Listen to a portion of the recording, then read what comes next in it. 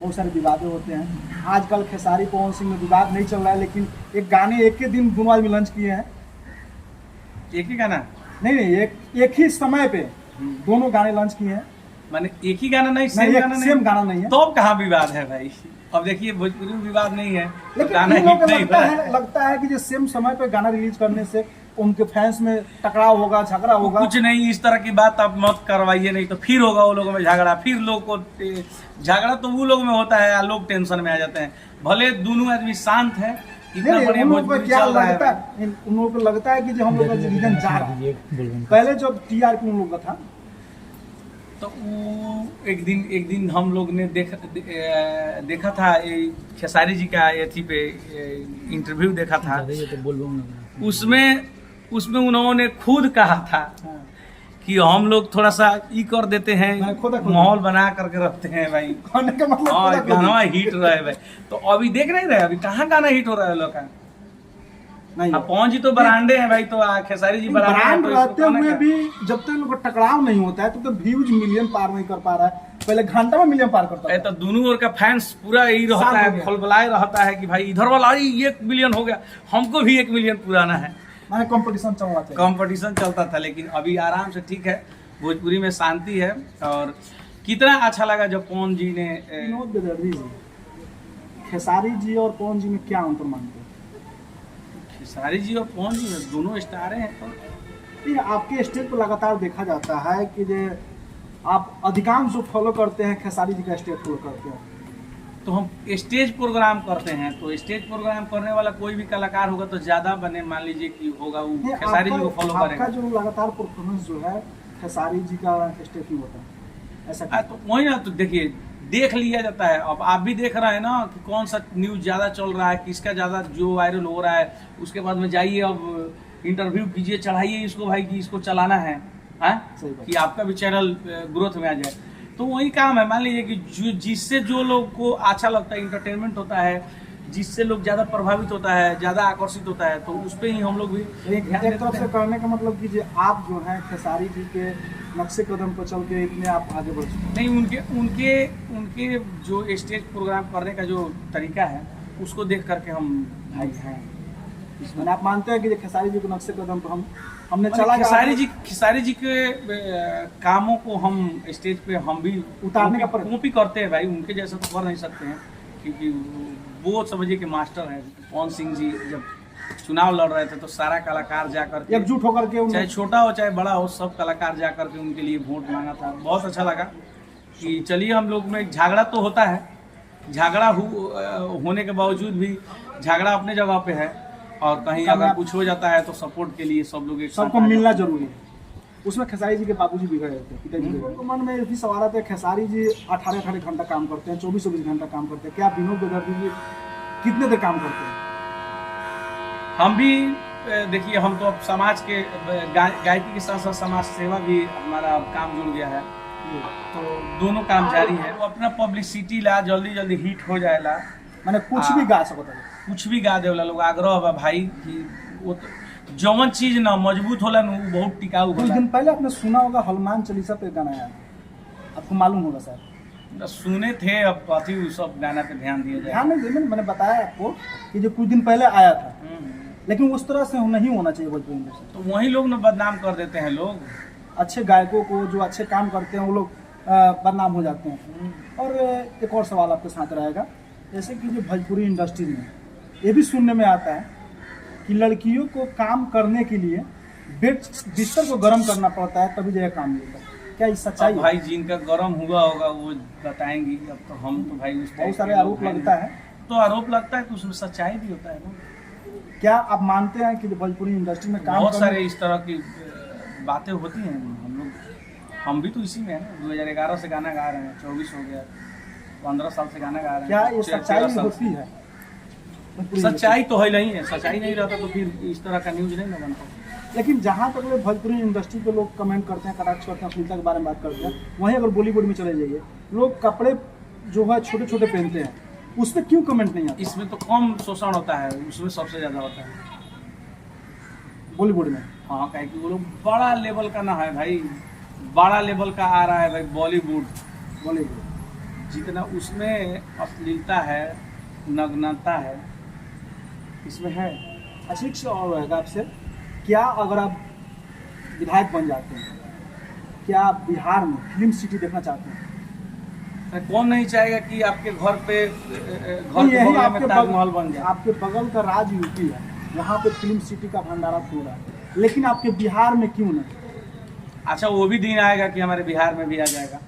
क्या आपको लगता है कि अब परिवर्तन युवा होगा? लोग आ ही रहा है, लोग अब मान लीजिए कि नेता बनिए रहे लोग। अब जैसे पवन सिंह चुनाव लड़ रहे थे, पवन सिंह जी जीत जाते, उनके साथ साथ 2-4 गो और बड़े बड़े जैसे गुंजन सिंह चुनाव लड़ रहे थे। उसी तरह अगर 2-4 गो भोजपुरी के अच्छे अच्छे स्टार कलाकार जीत जाते, तो अगर सांसद बन जाते, तो जिस तरह से जोगी जी ने यूपी में फिल्म सिटी का किया निर्माण कर हाँ, बोले कि हम फिल्म सिटी यूपी में बनाएंगे, नोएडा में, उसी तरह हमारे बिहार के भी उस तरह के लोग जीत जाते, तो पटना में शायद हो सकता था। वो भी सदन में आवाज़ उठाते, और फिर शायद कहीं हमारे बिहार में, पटना में ही का है, बिहार के किसी भी सदन में बहुत सारे जैसे मनोज तिवारी हैं, उसके बाद बहुत सारे नेता जो है कि मनोज तिवारी जी हैं, तो वो दिल्ली के सांसद हैं। दिल्ली के सांसद, लेकिन बिहार के वासी हैं ना, तो बिहार के लिए वो कथी करते हैं? बिहार के लिए तो आवाज़ उठा सकते हो ना। तब फिर दिल्ली के लिए कौन आवाज़ ठीक है, उठाएगा? दिल्ली में आप हैं, दिल्ली से चुनाव लड़ रहे हैं, लेकिन उनका बस तो उठाना चाहिए था ना, उनको उठाना चाहिए था। वो बहुत बड़े नेता हैं। दिल्ली जैसे प्रदेश के प्रदेश अध्यक्ष हों, और दिल्ली जैसे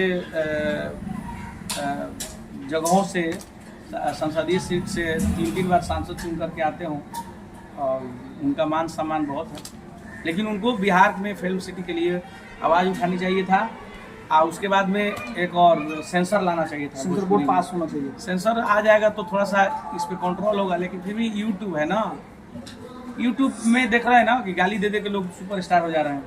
तो है यूट्यूब पे ऐसा प्लेटफॉर्म है कि वहाँ पे लोग गाली दे करके स्टार बन गया। भाई कितना आपका जितना बढ़िया घर नहीं होगा ना। और हम जानना चाहते हैं कि जो भोजपुरी इंडस्ट्री में कोई गाना जल्द आता है, जल्द हिट होता है और जल्द समाप्त भी हो जाता है, ऐसा क्यों?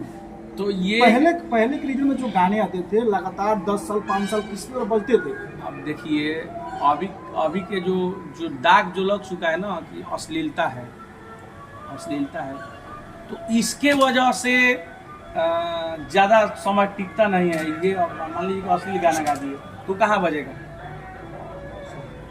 समियाना में बजेगा, ट्रैक्टर पर बजेगा, कि जोतनी कर रहा है ट्रैक्टर तो वहीं पर बजेगा। सामाजिक तौर पे नहीं बज सकता। हाँ, तो जो सामाजिक तौर पे बजने वाले थे भरत शर्मा जी, श्रद्धा सिन्हा जी, कल्पना जी, वो लोग का गाना उस टाइम रील कैसेट में आया करता था, कैसेट के माध्यम से। अब कोई वो घर में एथी है, टेप है जहाँ पे रील कैसेट लगा करके बजाया जाएगा, तो बजने का साधन नहीं है।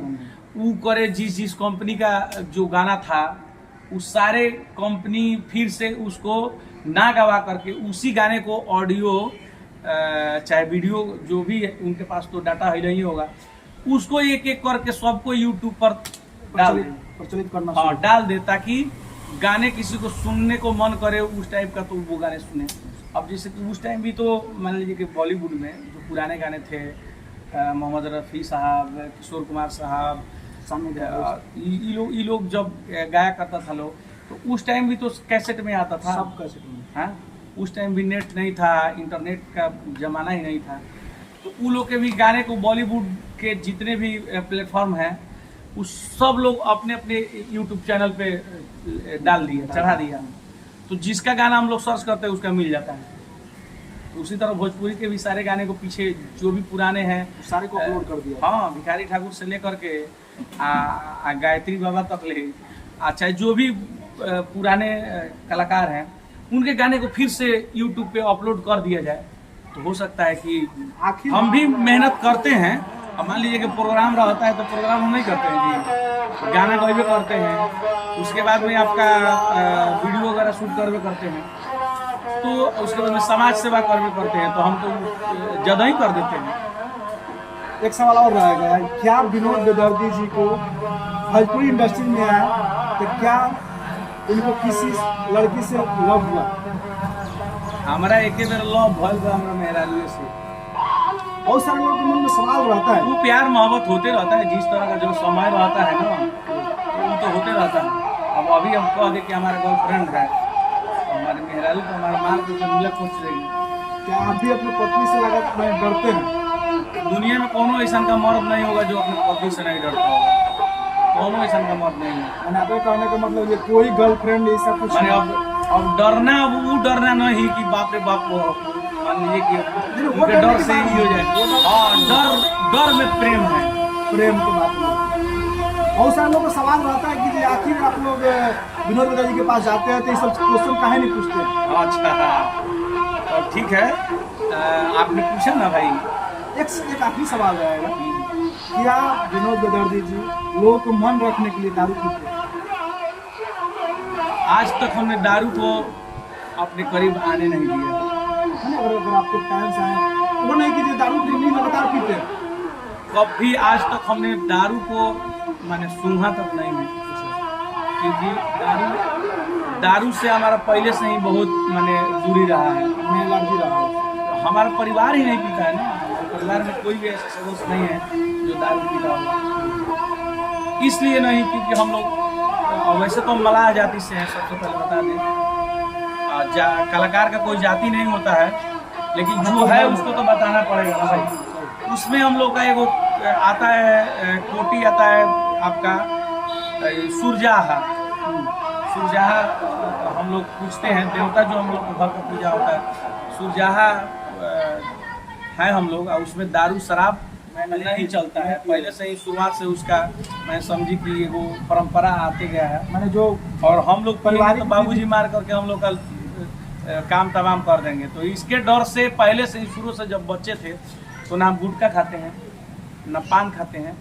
पान कभी कभी मान लीजिए कि दोस्त लोग का ज़्यादा प्रेशर हो जाता है तो चलिए, हाँ मान लीजिए कि समाज को मेंटेन करना है तो पानो तो कम से कम खा ले भाई, मन रखने के लिए कि हाँ। भाई चलिए, तो गुटखा नहीं खाते हैं, ना सिगरेट पीते हैं, ना खैनी खाते हैं, ना बीड़ी पीते हैं, और ना ही हम को भी दारू पिए हैं आज तक। अच्छा, विनोद बेदर्दी का जो घर है, मकान है, इस मकान में लगभग कितना खर्चा लग रहा है? लोगों को सवाल, सबसे टॉप सवाल है। अब ये बतावे वाला चीज बा, हैकर विभाग के छापा करवाए के बाद खेसारी जी का जैसे मान लीजिए कि 1.5 करोड़ 2 करोड़ 4 करोड़ 5 करोड़ घर बन जाए ना भाई, आपने पूर्वी चंपारण में रह करके पूर्वी चंपारण के सिंगरों ने जो नहीं कर पाया वो आपने करके दिखाया। मैंने इतना तो जरूर बना दिए हैं कि इसमें हम और मेरा आने वाला बेटा तो ही नहीं है, उसका बेटा आराम से इसमें राज कर लेगा। मैंने इतना आप कर दिए कि जो आपके परिवार को किसी को तकलीफ नहीं होगी। ना नहीं होगा। एक चीज़ और आपको हम बता दें कि 9 तारीख का इनका जो है गृह प्रवेश है। इस 9 तारीख को हमने पूरे इस रूम को, पूरे इस घर को दिखाएंगे जो आखिर विनोद बेदर्दी जी इस रूम में क्या क्या लगाया है, क्या चीज़ है, क्या नहीं है, पूरे सिस्टम इन दिखाने का प्रयास करेंगे और इनकी पत्नी को भी दिखाने का प्रयास करेंगे।